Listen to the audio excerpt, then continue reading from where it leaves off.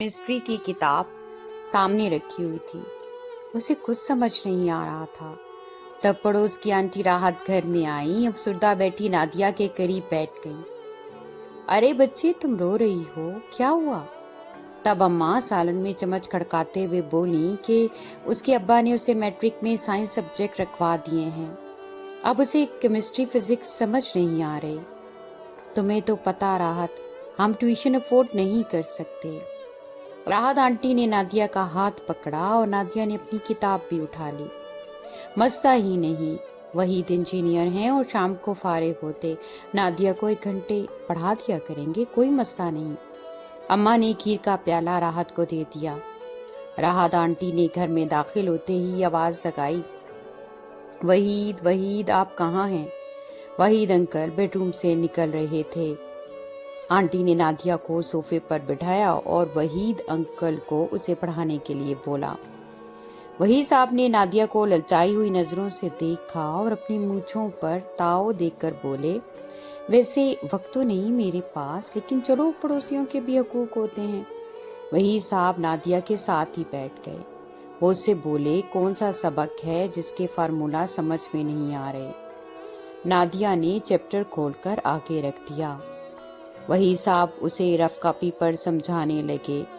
पढ़ाते पढ़ाते उनकी नज़र राहत आंटी पर होती और जो ही वो बाथरूम गई, अंकल वहीद ने उसका नाजुक हाथ अपने हाथ में ले लिया।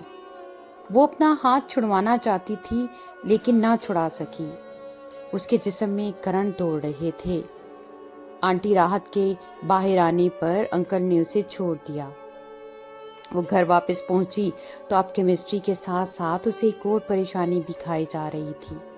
वो बेचैनी से टहल रही थी। क्या अम्मा को बता दूं? उसने अम्मा की तरफ देखा, लेकिन अम्मा हमेशा की तरह मेरा यकीन नहीं करेंगी और मार भी पड़ेगी और कहीं ऐसा ना हो मुझे स्कूल से ही ना निकलवा लें। अब वो रोज डरते डरते दिल के साथ आंटी राहत के घर जाती। अंकल कभी उसका हाथ पकड़ते और कभी अपनी गंदी उंगलियां उसके गालों पर लगाते। एक दिन नादिया को पता न था कि आंटी राहत घर पर नहीं। जो ही वो किताब थामे अंदर दाखिल हुई तो अंकल ने दरवाजे की चटखनी चढ़ा दी। उसका वजूद डर और खौफ से कांप रहा था। वो पहले जैसे अंकल वहीद नहीं लग रहे थे। उन्होंने उसका हाथ पकड़कर घसीटा और बेडरूम में ले आए। वो किसी कुर्बानी के बकरे की तरह उनके पीछे चलती। उसके वजूद में से जान निकल चुकी थी। उसे लगता था जैसे वो बेहोश हो गई है और सिर्फ देख सकती है, हरकत नहीं कर सकती। वो चीखना चाहती थी लेकिन चीख न सकी। उसे नहीं पता था कि मर्द खतरनाक भी हो सकता है। ये क्या होने जा रहा था, क्योंकि उसकी अम्मा ने उसे कभी भी नहीं बताया था। अंकल वहीद ने अपने ट्राउजर में से काली सूट बाहर निकाली।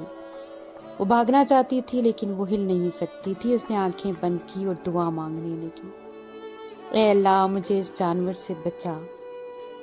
तब आंसुओं के कुछ कतरे उसकी आंखों से बह निकले। अभी अंकल वहीद ने काली सूट बाहर निकाली ही थी कि बेल बजी, लेकिन वो इतने पागल हो चुके थे कि बेल पर ध्यान न दिया। नादिया सोच रही थी कि मर्द अगर काली सूट बाहर ना निकाले तो वो कितना खूबसूरत और अच्छा दिखाई देता। उन्होंने उसके लरजते हुए नीम बेहोश वजूद को छूने की कोशिश ही की तो पीछे से आवाज आई, वहीद। आंटी राहत के चीखने की आवाज थी। अंकल वहीद जो भी शेर बने हुए थे एकदम से बकरी बन गए। आंटी राहत के पास घर की एक्स्ट्रा कीज थी और वो किचन के रास्ते घर में आ गई। वो नादिया की तरफ बढ़ी, तुम ठीक हो? वो रोते हुए बोली, आंटी मैंने कुछ नहीं किया। बच्चे डरो नहीं, मैं जानती हूँ।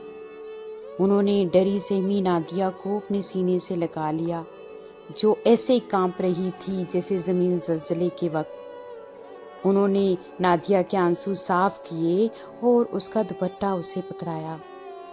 देखो अपनी अम्मा को ना बताना, उन्होंने उसके बाल सीधे करते हुए बोला, वरना वो तुम्हें स्कूल से निकलवा देंगी। फिर हर रोज आंटी राहत नादिया को केमिस्ट्री पढ़ाने उनके घर जाती।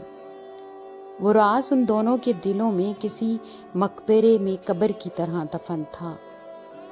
دونوں کے دل چھلنی تھے، ایک کا اعتماد اور یقین ٹوٹا تھا اور دوسری کا مٹ پر بھروسہ۔